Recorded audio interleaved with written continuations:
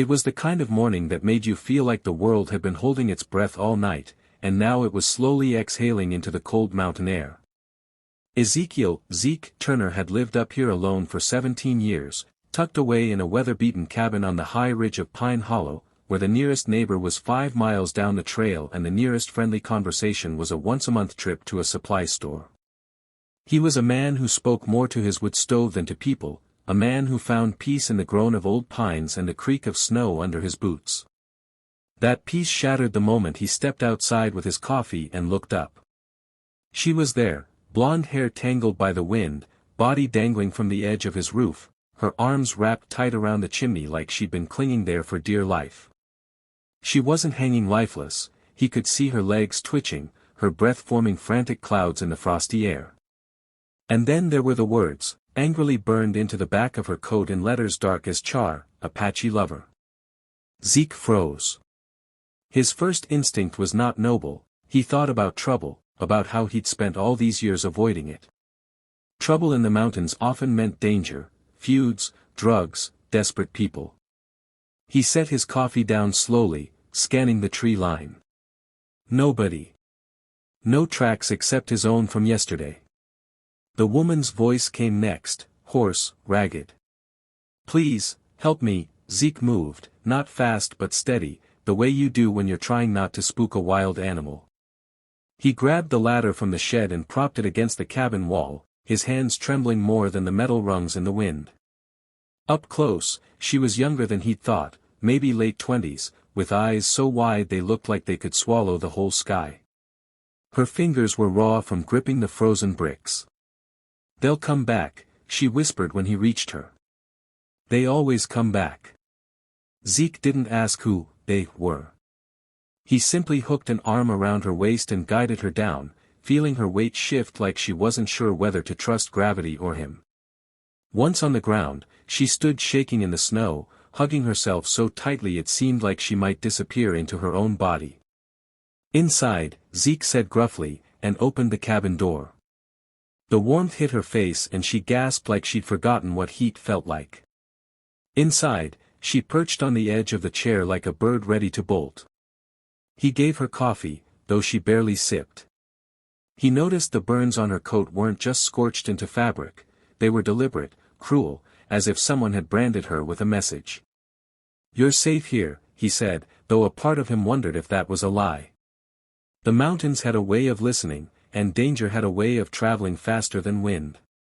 She told him her name was Hannah. She didn't tell him why she'd been on his roof, or who had done that to her coat.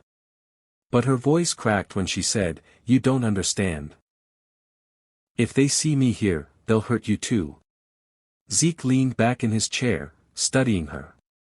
He was a man who'd built walls around his life as high as the ridge he lived on, but something in her eyes reminded him of another winter, long ago, when he hadn't been able to save someone.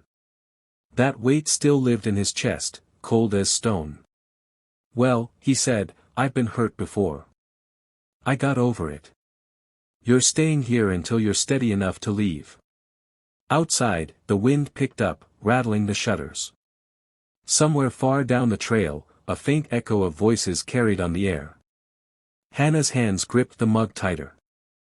Zeke's old instincts told him this was just the beginning, that by choosing to help her, he'd just opened the door to something bigger, maybe dangerous.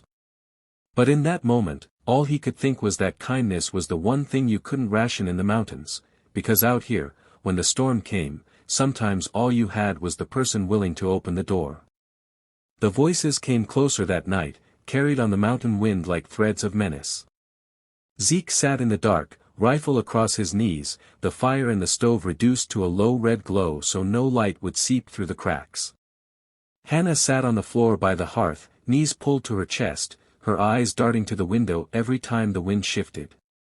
She'd told him more after dinner, how she'd grown up in a small desert town down south, how she'd loved a man named Miguel, an Apache firefighter who'd saved her life once during a wildfire and later saved her heart.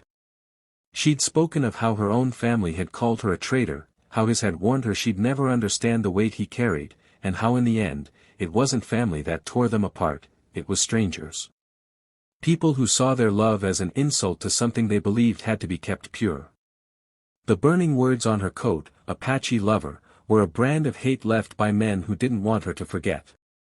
Zeke didn't press for details of how she'd ended up here. He figured the truth would come out in time, but he did ask why she was on his roof. She'd been running through the snow when she heard the men behind her. She'd climbed his woodpile and scrambled up the cabin for safety, hoping they wouldn't think to look up. She'd clung there until her arms screamed and her breath turned to knives in her chest. Now those men were somewhere in the dark outside.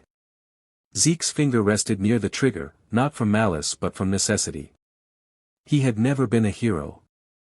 He'd been a logger, a husband once, a father for too short a time. The night he lost them, his wife and daughter in a car accident while he was away on a winter haul, he'd left the world behind. Now the world seemed to be knocking on his door again, asking him to choose. When the crunch of boots on snow came within a dozen yards of the cabin, he felt Hannah's hand on his knee. Not shaking this time, just firm. "Don't," she mouthed. He understood, violence wasn't the answer she wanted. The boots stopped. A voice called out, cold and smug, "You up there, Hannah? We see your tracks." Zeke didn't reply. He let the silence answer for him. Minutes stretched until the crunch of boots faded, and only the wind and creak of trees remained. Hannah exhaled like she'd been holding her breath for years. The rest of the night passed in fragments of sleep and bursts of wakefulness. In the morning, the world was washed clean in snow. Over strong coffee, Zeke told her she had two choices: he could take her down the trail to the sheriff, or she could stay here until the men gave up. She surprised him by shaking her head at both. "I can't hide forever," she said. "But I can stand up for myself. I needed one night where I wasn't running." That hit him harder than he expected. Sometimes one safe night was more valuable than a lifetime of fear. Zeke walked her halfway down the mountain that afternoon, their boots sinking into fresh snow. She thanked him in a quiet voice that carried more weight than most words could. At the edge of the ridge, she turned back once, eyes meeting his. "You didn't have to help me. Most wouldn't." He shrugged, looking out over the valley. "Maybe. But out here, if we don't help each other, we're all just waiting to freeze." She smiled, the kind that carries warmth into the coldest places, and then she was gone down the trail, leaving only her tracks in the snow. For weeks after, Zeke found himself stepping outside in the mornings, listening, not for trouble, but for something else.